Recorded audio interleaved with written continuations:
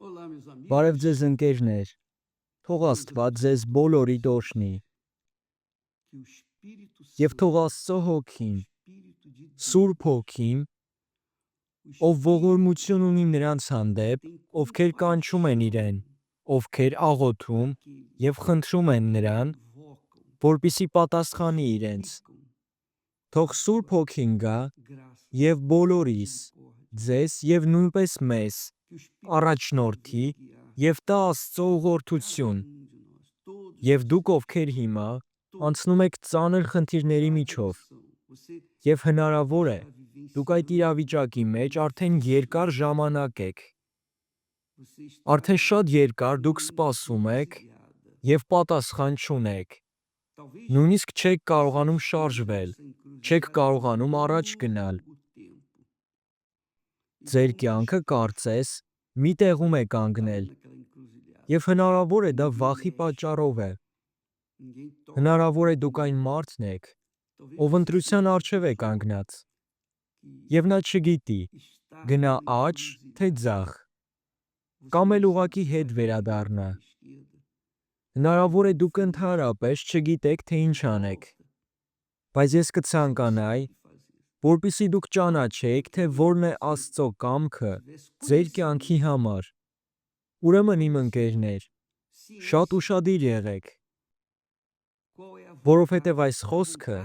շատ լավ ցույց է տալիս, թե ինչ պետք է անենք, և կարևոր չէ, թե ով եք դուք, կարևոր չէ, թե ինչ ճանապարհով եք գնում,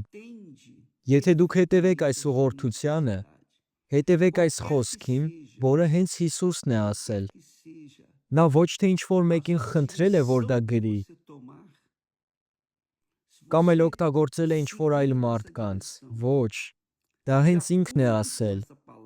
Հիսուսն այսպես է ասել. երանի ողորմածներին, որովհետև նրանք ողորմություն կգտնեն, հնարավոր է դուք հարցնում եք, բայց եպիսկոպոս, սա ինչ կապ ունի իմ իրավիճակի հետ, ես կանգնած եմ մի խնդրի առջև և պետք է որոշում կայացնեմ, այս խոսքը ինչով կարող է ինձ օգնել, ուշադիր եղեք, դուք ովքեր ողորմություն ունեք մյուս մարդկանց հանդեպ, վստահ եղեք, ինչ ճանապարհով էլ որ գնաք, դուք երանելի եք լինելու, եթե դուք ունեք այդ ողորմությունը ուրիշների հանդեպ, պետք չէ կասկածել, գնալ աջ, ձախ կամ էլ ինչ-որ այլ ուղղությամբ, ինչ ճանապարհ էլ որ ես ընտրեմ, եթե ես ողորմություն եմ ունեցել ուրիշների հանդեպ, այդ նույն ողորմությունը ես էլ կգտնեմ, որտեղ էլ որ լինեմ, ուրեմն ինչպես որ հասկացաք, ինչ ճանապարհով էլ որ դուք գնում եք, եթե դուք ողորմություն եք ունեցել այլ մարդկանց հանդեպ, Աստված էլ ձեզ իր ողորմությունը կտա այդ ճանապարհին, եթե իհարկե դուք գնում եք այն ճանապարհով, որն Աստծո կամքով է, վերջերս մենք շատ ենք խոսում ներման մասին, կցանկանայի հիշեցնել ձեզ, երբ Հիսուսը սովորեցնում էր իր աշակերտներին աղոթել, նա այսպես էր ասել. մեզ մեր այսօրվա հանապազօրյա հացը տուր, ուրեմն Հիսուսը սովորեցնում է, որպեսզի մենք խնդրենք այսօրվա համար, չմտածենք վաղվա օրվա մասին, և հետո աղոթքի մեջ Հիսուսն ասում էր. և նեիր մեզ մեր մեղքերը, մեր պարտքերը, ինչպես որ մենք ենք ներում մեր պարտավորներին, որովհետև եթե դուք ներեք մարդկանց իրենց մեղքերը, եթե ներեք նրանց իրենց սխալ արարքների համար, դուք այդ ողորմությունն եք ցույց տալիս, ինչպես որ գրված է,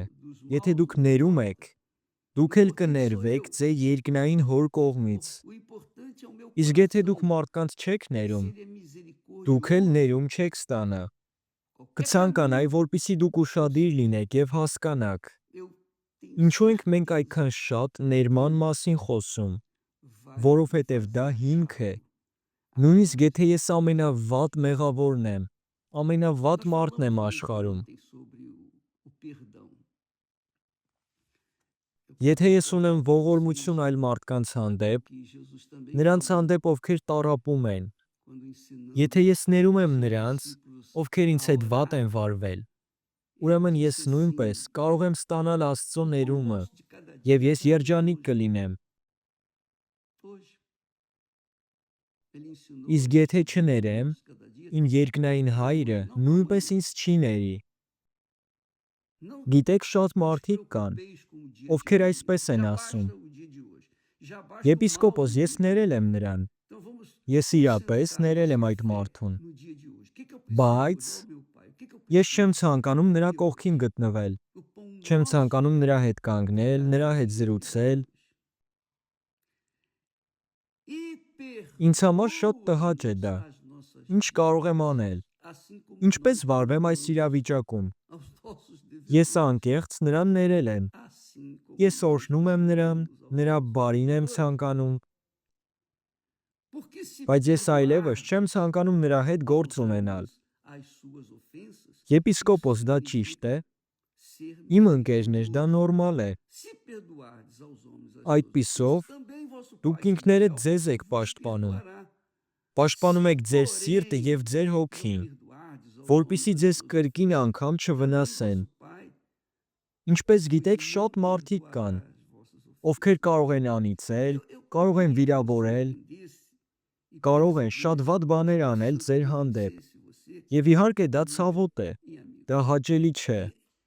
Շատ դեպքեր կան, որ դուք նույնիսկ այդ մարդկանց հետ հաց եք կերել, մեկ սեղանի շուրջ եք նստած եղել, բայց որոշ ժամանակ է անցնում, և նրանք արդեն ձեր հանդեպ շատ վատ են վարվում։ Եվ այդ ժամանակ իհարկե, մարդը իրեն լավ չի զգում, հնարավոր է նույնիսկ ատում է այդ մարդուն, բայց Սուրբ Հոգին սովորեցնում է, որպեսզի դուք ներեք նրանց։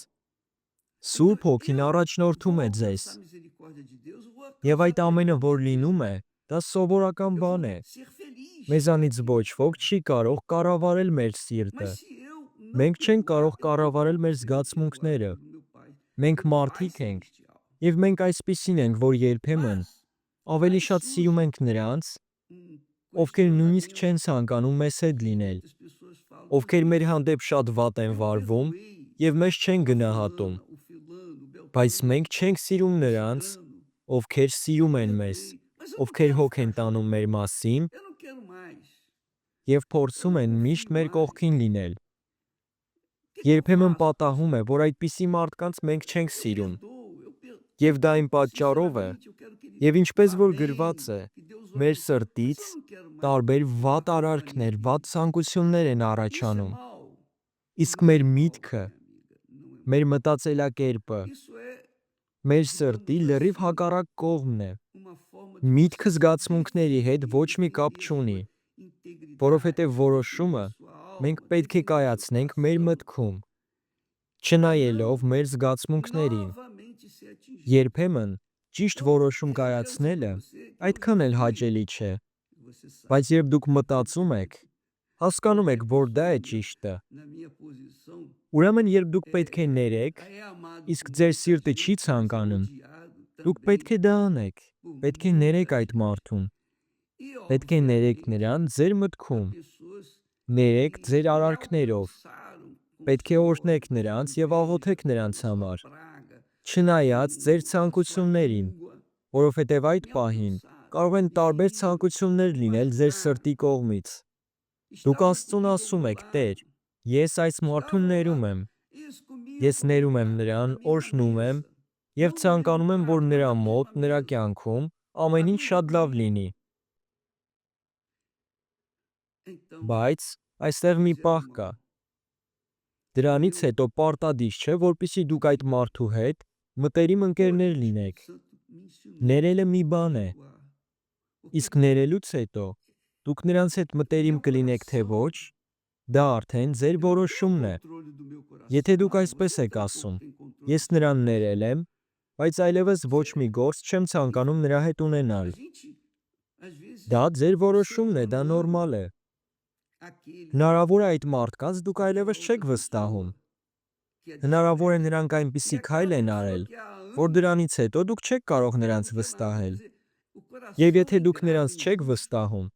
ինչպես կարող եք նրանց հետ ապրել կամ էլ ինչ-որ գործ անել։ Դա անհնար է։ Եվ Աստված գիտի դա, գիտի ձեր իրավիճակը, որ ես ի վիճակի չեմ այդ մարդու հետ մտերիմ հարաբերություններ ունենալ։ Եվ շատ մարդիկ այդ հարցերի մեջ են։ Մարդիկ մտածում են. ես ներել եմ նրան, բայց ես այլևս չեմ ցանկանում նրանց հետ ինչ-որ գործ ունենալ, չեմ ցանկանում շփվել նրա հետ։ Միթե դա վատ է։ Դա վատ չէ։ Աստված հարգում է ձեր ցանկությունը, եթե դուք ներել եք այդ մարդուն։ Դրանից հետո պարտադիր չէ, որպեսզի դուք մոտ ընկերներ լինեք։ Եթե դուք այլևս նրանց չեք վստահում, չեք ցանկանում նրանց հետ շփվել, դա ձեր որոշումն է։ Ուրեմն պետք չէ շփվել։ Դուք ոչ մի վատ բան չեք անում, եթե իհարկե դուք անկեղծորեն ներել եք նրանց։ Ուրեմն իմ ընկերներ, թող Աստված ձեզ բոլորիդ օրհնի։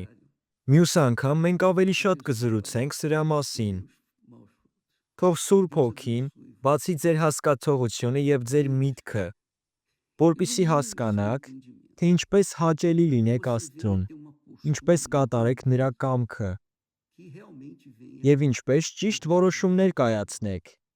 որպեսզի ձեր կյանքում չսխալվեք Աստծո առաջ։ Թող Աստված ձեզ բոլորիդ օրհնի։ Մինչ մյուս հաղորդում։ Ամեն։